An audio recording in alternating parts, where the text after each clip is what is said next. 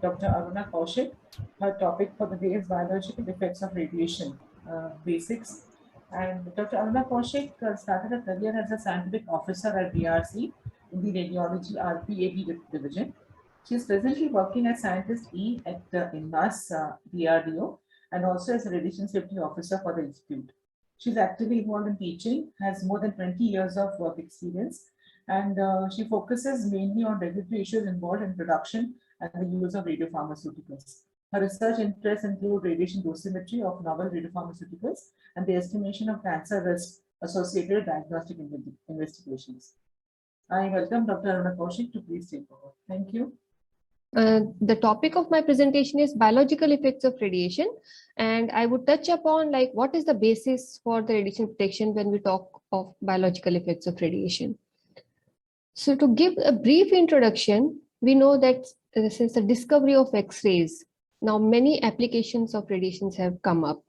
The first use of X-rays was in medical diagnosis as soon as they were discovered in 1895. However, as soon as they were discovered, early complications of radiation exposure were highlighted by the Nobel laureate Pierre Curie in his Nobel Prize lecture. He did mention that humankind will derive more good than harm from new discoveries, but at the same time, it is essential that we protect the people from the harmful effects of radiation and also the environment. He highlighted in his talk that if one leaves a small glass ampulla with several centigrams of radium salt in one's pocket for a few hours, then it may not happen anything for say few days, but then after that a kind of sore may appear. So that means in his talk itself, he emphasized that there are radiation effects of radiation that may be the reason to worry about if the radiation is not handled properly. So for the sake of completion, as has been discussed by many speakers in their talk, there are various sources of radiation exposure. The sources of radiation exposure may be natural or the man-made. So far, there were immense sources of natural radiation sources, but now man-made sources are also contributing a lot. If we talk of natural background radiation or the natural sources of radiation, we know it could be terrestrial radiation or the radiation that we receive from the cosmic rays, the internal radiation that we inhale as radon or thorium gases, or the potassium-40 that we experience in our day-to-day life.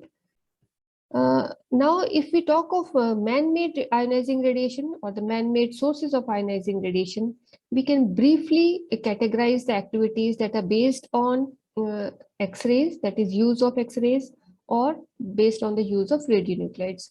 Now, X-rays, again, these are produced when the machines are on. Now, these can be diagnostic X-rays, or these could be the X-rays produced from the linear accelerators. And radionuclides could be man-made as produced in the nuclear reactor or in medical cyclotrons, and these radionuclides find immense application in various activities, including the medical applications that involve diagnosis and therapy, and also industrial applications and the various activities that involve use of these radionuclides as consumer products. There could be high level of radiation exposure from, nuclear accidents or from atomic bomb explosions.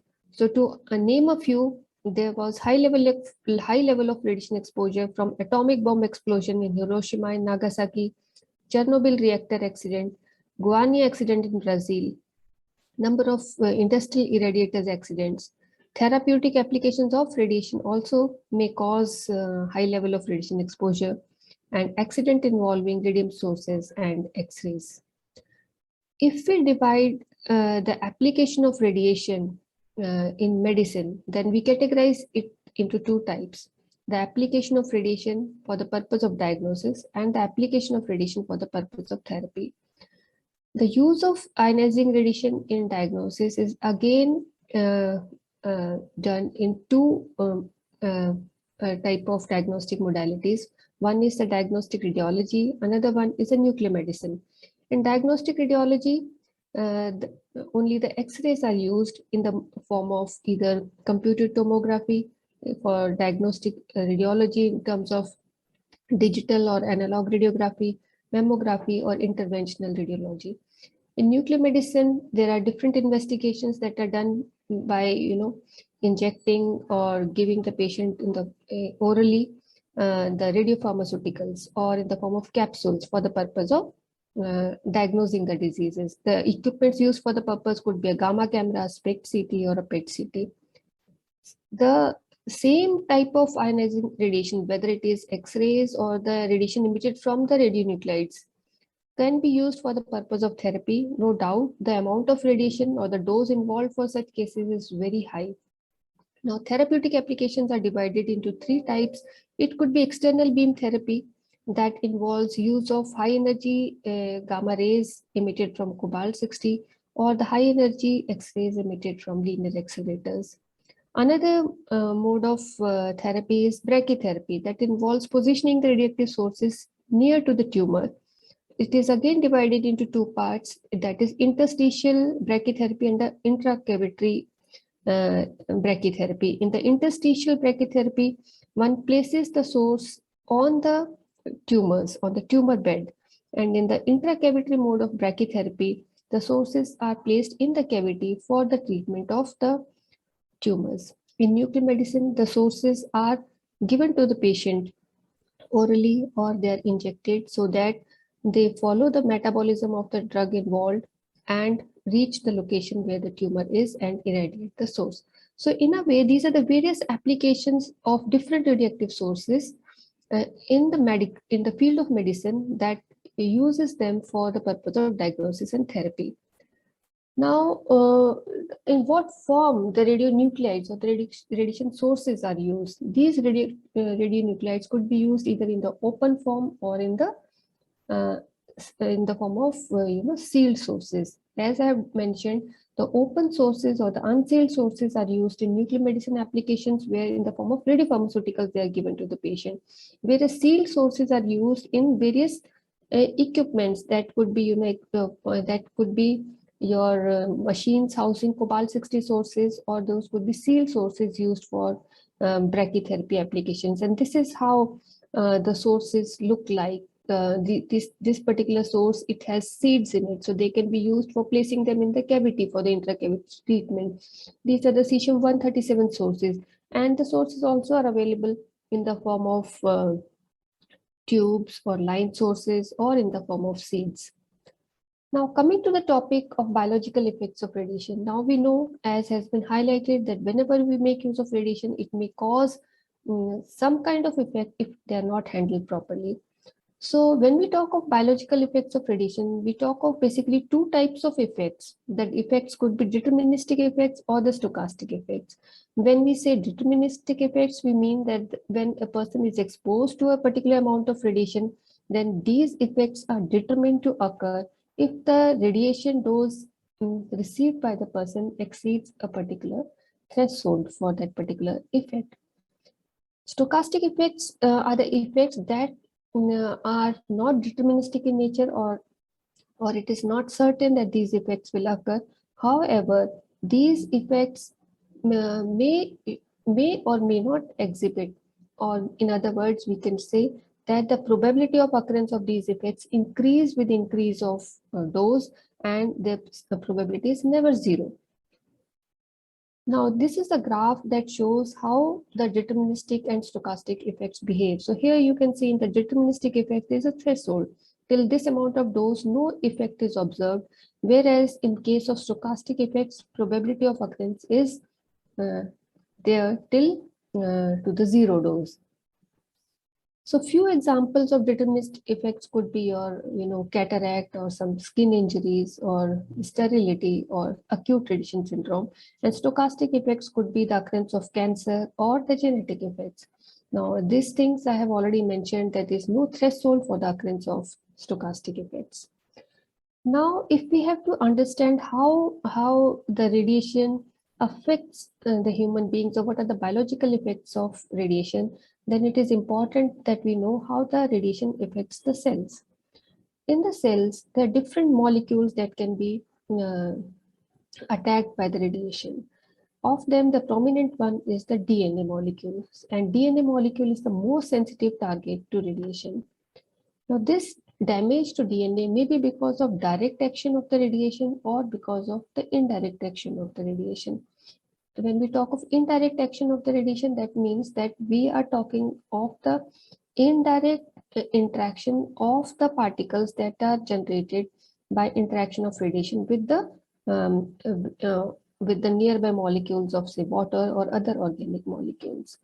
So this is how the radiation affects a cell because of direct or the indirect action. Other type of effects of radiation other than the damage, direct damage to the DNA structure, could lead to mutations.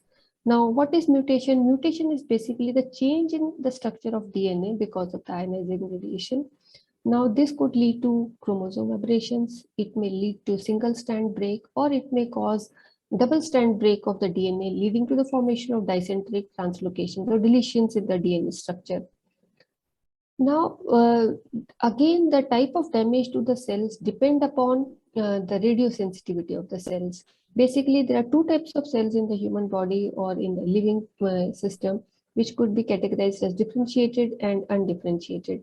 Differentiated cells are have already been divided, and undifferentiated cells are still there's a scope for them to divide. So the higher is the level of differentiation of the cells, less would be the sensitivity. And if the cells are not differentiated, then there's scope for them to be affected more by the radiation. So as for this, so there's a law given by Bajoni et Trabando, according to which the undifferentiated cells that are undergoing active mitosis are the most sensitive to radiation, and differentiated or mature cells are least affected by radiation. Of this, the lymphocytes are most sensitive to radiation. Nerve cells and muscle cells are totally differentiated cells and are highly resistant to radiation. Now, the factors that affect the radiosensitivity of the cells, these factors are the dose rate, that is the rate at which the dose is delivered to the cells. What is the linear energy transfer of the radiation? Now, I hope it has been mentioned in the previous lecture. Linear energy transfer is the amount of energy deposited per unit path length of the radiation. Now, it is high for heavy charged particles and it is low for light charged particles or the particles which have no charge. Again, the radiosensitivity depends upon the chemicals and which can act as radiosensitizers and which can also act as radioprotectors, and on which stage of the cell cycle the cell is being irradiated. The effect on the cell, it depends on that also. Now, in the layman's language, if we say what amount of radiation exposure may lead to clinically detectable effects of radiation, do we say that a few milligray of dose? Few milligray means if we relate it to the amount of exposure that we notice when a person undergoes a chest radiography investigation, or say CT investigation, or say PET CT investigation.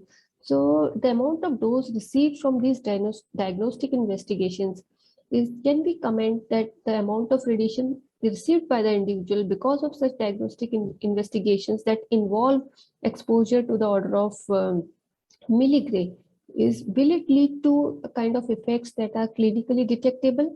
So the answer is a big no.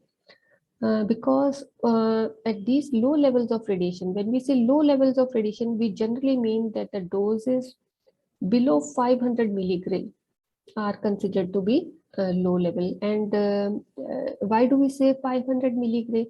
Because at 500 milligray and so, we see, a substantial amount of dicentrics formed in the individual if a person is given a 500 milligray of, whole body exposure. Though we need to remember that the dicentrics are formed for doses as low as 10 rads, that is equivalent to 100 millisievert. So the formation of dicentric does occur at 100 millisievert, but when we say 500 millisievert, that means that there's substantial number of dicentrics that are formed at this level of dose. So in a way, we can say that if the dose received by a person is of the order of few grays, maybe 1 gray and above, then certainly we can see the effects that are clinically detectable. Now, what does it mean when we say it is clinically detectable? It means that the individual would show certain symptoms that could be easily detected by a medical personnel. This would involve, severe radiation sickness that would be characterized by the NBD syndrome, that is the nausea, vomiting, diarrhea syndrome, hematopoietic syndrome that involves damage to blood and the blood forming organs, gastrointestinal syndrome, that is GI syndrome, which involves damage to the digestive system, CNS syndrome, damage to nervous system. Now, if the whole body dose is more than 2 gray, then certainly the death may occur because of severe bone marrow depression. Exposures to part of the body may cause manifestation of damage in individual organs, and it may not be fatal. Okay, so biological effects of ionizing radiation, again, if we talk of, then the absorption of radiation by cells may result in cell killing. Now, if we try to understand deterministic effects, the radiation dose that leads to cell killing will cause deterministic effects, and the radiation dose that would cause modification without loss of viability will cause stochastic effects, right?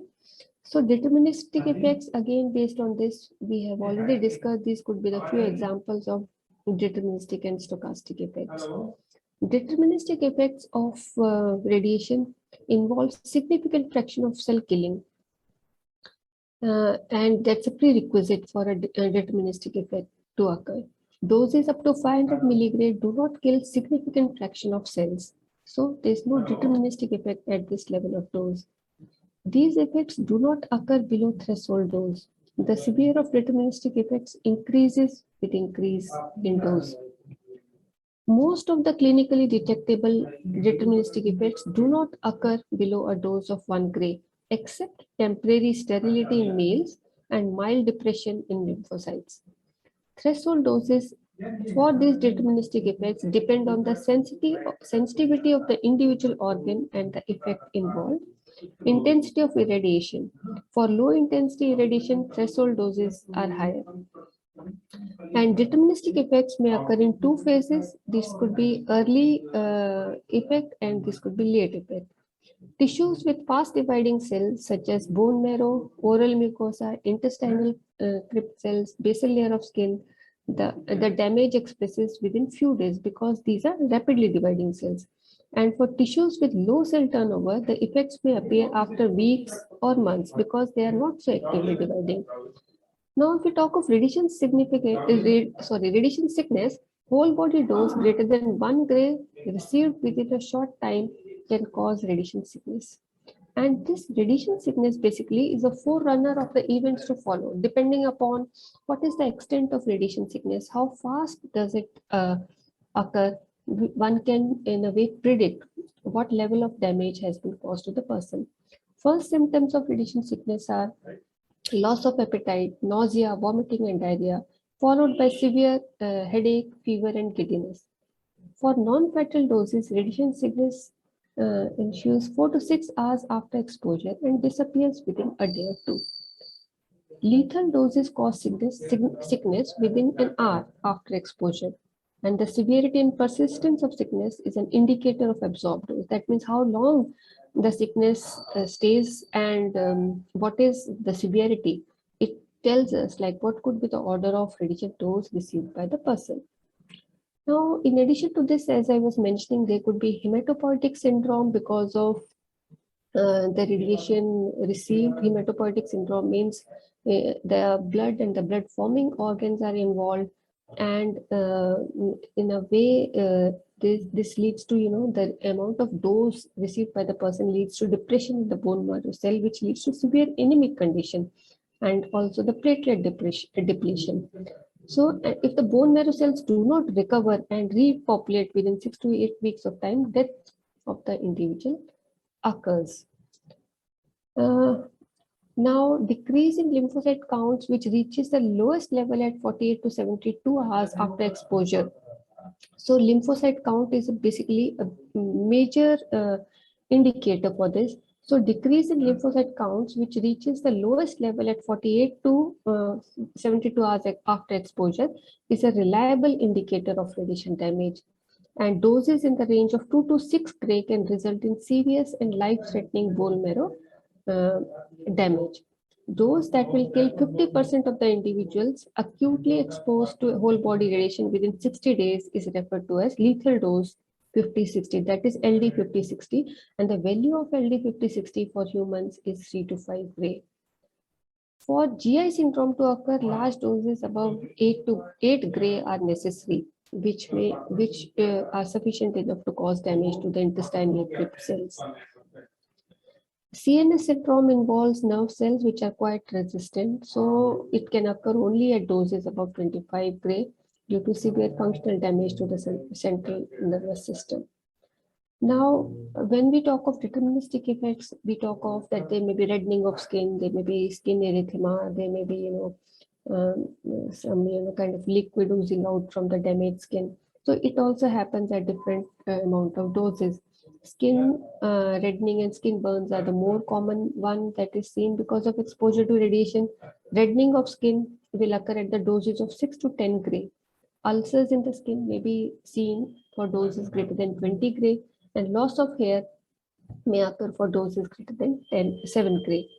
Similarly, the damage to reproductive system is because of the radiation exposure that may lead to temporary or permanent sterility in humans, especially in males. If the dose received is more than 0.15 gray, then it may cause temporary sterility in them, and if the dose received by them is more than 4 gray, it will lead to permanent sterility. Damage to eyelids that involves induction of cataract. So cataract induction is basically a late effect, but it is a deterministic effect, and it occurs for doses more than 2 gray.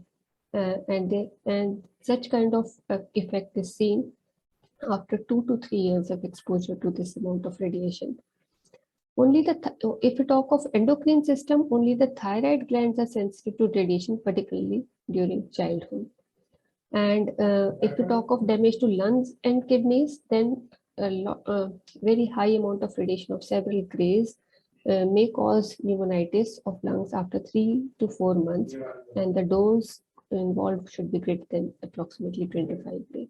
So in a way, we can categorize biological effects of radiation as, other than the deterministic and stochastic effects, we can categorize them as early and late effects also. And early effects, basically, they are the deterministic effects only, because stochastic effects do not occur early. Now, early effects are deterministic effect only, and that depend what is the type of exposure, whether it is local or whole body. So what type of deterministic effect does it lead to? Late effect could be your deterministic as well as stochastic. Deterministic effect could be related to, the damage to the skin or cataract, or stochastic effects could be a genetic or the occurrence of cancer. Now, what are the factors that modify the radiation response? It involves what type of radiation that is involved in causing the effect, what is the physical nature of radiation, and what is the mode of exposure, whether it is protracted or acute. And what is the dose rate? Again, the dose rate means if higher is the dose rate for a particular type of exposure, then certainly the effect would be severe and the effect would be seen early also. If the distribution of dose to the person is non-uniform, that is local exposure to the person or to the partial body exposure to the person, then again we say that if there's a whole body uniform exposure, then the effect may be severe as compared to the partial whole body exposures. So again, there are individual variations involved when a person is exposed to radiation, depending upon what is the physiological status of the person. Now, LD50-60 varies from 2 to 5 gray or 3 to 5 gray. So not necessarily that the effect that is demonstrated by a person who is exposed to 3 gray would be the same as by the other person who is exposed to the same dose.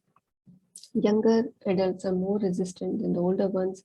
Children are more sensitive because there are rapidly dividing cells in them. Exposures in utero can lead to stunted growth and other malformation. This is again an important biological effect. If a pregnant lady is exposed, then the exposures in utero can lead to stunted growth and other malformations. Prenatal irradiation during 8 to 15 week of conception entails risk of mental retardation epidemiological studies indicated higher risk of childhood cancers exposed to children in utero, right? So this is what I wanted to tell about the deterministic and the stochastic effects. Again, stochastic effects are the low dose effects, as has already been told that these effects occur only at low doses, and the probability increases with increase in dose. Now, these are the few values for, the effects, what will happen to the skin if they're exposed to these various doses varying from 2 to 20 gray, like how the skin would behave, what type of effect it will show. It varies from early transient erythema to secondary ulceration in the skin. So that means when we talk of biological effects of radiation and when we describe deterministic effects and the stochastic effects, then certainly we need to consider many things into mind, like what is the type of exposure and what are the organs involved, and depending upon the severity of the effect shown, then one can estimate the amount of dose that the person might have experienced during this accident or during this application. So this again summarizes the same thing that I have mentioned. Only thing is, again, now if the source of radiation that is causing the exposure, whether it is located externally or internally, now this will matter, because if the source of radiation, what is the type of source and where it is located, if a charge source is causing the exposure internally, certainly the damage would be more. And if there is an X-ray or the gamma source located outside, then the damage would be more. So these are the factors that one has to take into mind while finding out like what are the factors that may influence the biological effect. Again, like at what time the person was exposed and what areas or locations are being irradiated. So these are the typical effects of radiation. When the exposure is to the embryo, it may cause mental retardation, embryonic or fetal neonatal death, or the congenital malformations. Now, this particular table tells like what will happen if the exposure happens at these periods. If it happens at the first 9 days, then probably nothing may occur. But if the exposure happens between 10 days to 6 weeks, then where the organs are being formed, then this is a time when there may be congenital anomalies or growth retardation. And at later stage of gestation, 6 weeks to 40 weeks, where the fetus is being developed, then the fetus may show growth retardation, microcephaly, or mental retardation. So that means the biological effects of radiation depend on the type of radiation, and that is characterized by the radiation weighting factor. It has been described in the previous lecture what is meant by radiation weighting factor. The biological effect of radiation is again characterized by the tissue weighting factors, and I hope it has also been described in the previous lecture. Tissue weighting factors are basically dependent upon the sensitivity of the different tissues involved. So keeping all these things in mind, when we know that these kind of biological effects can be demonstrated, and the people may suffer harm because of application of radiation. So a system of radiological protection was proposed long back when the application of radiation was proposed for various purposes. The objective of developing such radiological protection system was to take advantage of the benefit from the use of radiation while preventing the occurrence of deterministic effects and limiting the occurrence of stochastic effects to the acceptable levels. So this was proposed in the Second International Congress on Radiology, and International X-ray and Radiation Protection Committee was established in 1928, which later became International Commission on Radiological Protection in 1950. These are the various organizations that are involved in radiological protection, or in a way they are directly or indirectly responsible for ensuring radiation protection of the individuals, of the environment, occupational workers, and these of them, the prominent one is the International Commission on Radiological Protection. Other bodies include IAEA that works on the recommendations of ICRP. There are national regulatory bodies. The one that we have at India is Atomic Energy Regulatory Board, and there are scientific bodies called UNSCEAR or the BEAR. UNSCEAR is the United Nations Scientific Committee on the Effects of Atomic Radiation. BEIR is the Biological Effects of Ionizing Committee on Biological Effects of Ionizing Radiation, and many such organizations. Predominantly, ICRP is the one that gives the recommendations that are followed by or implemented by the International Atomic Energy Agency by the way of publishing various standards. Now, ICRP principle of radiation protection basically works on three principles: principle of justification, optimization, and limitation of doses. If we talk of, and these recommendations are given in their latest publication, ICRP publication 103, where like what is the limit on the doses, what activities are justified, and how the activity should be optimized has been highlighted. ICRP 103 classifies radiation exposures into three categories, that is the occupational exposure, medical exposure, and public exposure. An individual may be subject to one or more of these categories of exposure for sure. For example, if I am a radiation worker, that means I am exposed because of my occupation. So I am exposed to occupational exposure. Now, if I am undergoing any kind of medical investigation, or if I am a comforter for any of my relatives or friends, then I am also subjected to medical exposure. Then as a member of the public also, I am exposed to radiation. So any individual person may be subject to one or more of these categories.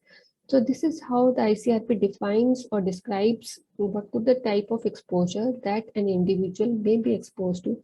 In a medical facility, the individual may be exposed to all three types of exposures. Now, if you talk of public exposure, then public exposure means exposure to members of public from all exposure situations, but excluding occupational or medical exposure. So always remember, whenever these dose limits are given, for example, for the members of the public, so these dose limits do not apply for the occupational or the medical exposures, right? So this is what we meant by like, how do we understand like how these dose limits or these exposure categories are defined. Now, as regards medical radiation exposure, it is clearly explained in ICRP publication 105 that the individuals who receive radiation because of diagnostic, interventional, or therapeutic purposes, that involves the medical exposure. Exposures other than occupational exposure incurred knowingly and willingly as individuals, like when you are helping your family members or close friends or comforters, that defines medical exposure. Exposures incurred by volunteers as part of, a program of biomedical research, that is also included in medical exposure. So as per ICRP publication 73, no practice involving exposures to radiation should be adopted unless it produces at least sufficient benefit to the exposed individuals or to society to offset the radiation detriment it causes. Choosing wisely, an initiative of American Board of Internal Medicine, is an example. Similarly, optimization of radiation protection, that means we reduce the amount of activity involved for diagnostic investigation, or we image the patient using X-rays, using minimum required parameters, but at the same time, dose quality should not, or the image quality should not be compromised. So this involves, this explains the principle of optimization in radiation protection. Diagnostic reference level, again, diagnostic reference levels means that we prescribe that certain levels are prescribed by ICRP in its publication 73, that one should make an attempt to keep the doses maybe below these levels. So such levels are not mandatory, but it is advised if the dose levels can be kept at these levels, and these are called as diagnostic reference levels. Now, this has been described in the previous lecture also. These are the dose limits, because there are three principles of radiation protection as prescribed by ICRP. So justification, optimization, and dose limits. So this table basically gives the limit on doses that an individual may be uh, exposed to. Now, this particular table gives the doses for the occupational worker and the public, and we can notice that this one figure we have to always remember, as given by ICRP, that the dose should an average dose of 20 millisievert to the individual, and this is averaged over a period of 5 years, and under no circumstances it should exceed 30 millisievert in a year. Now, these are the various publications from ICRP on medicine. So if one wants to refer to, one can see like what are the recommendations by ICRP on medical exposures. And again, this gives basically for nuclear medicine therapy, like what is permissible, how much dose, how much radiation or the activity a patient can have when he or she is discharged from the hospital, and what is acceptable for the members of his family to receive the dose. So if I conclude the lecture, I would say that ICRP prepares fundamental recommendations on the system of radiological protection that are adopted worldwide as basis for radiological protection standards, legislation, guidelines, programs, and practice. Biological effects of radiation form the basis for these recommendations. With this, I thank you. Thank you, Dr. Aruna, for a very, very extensive presentation and a very intensive coverage of all the topics.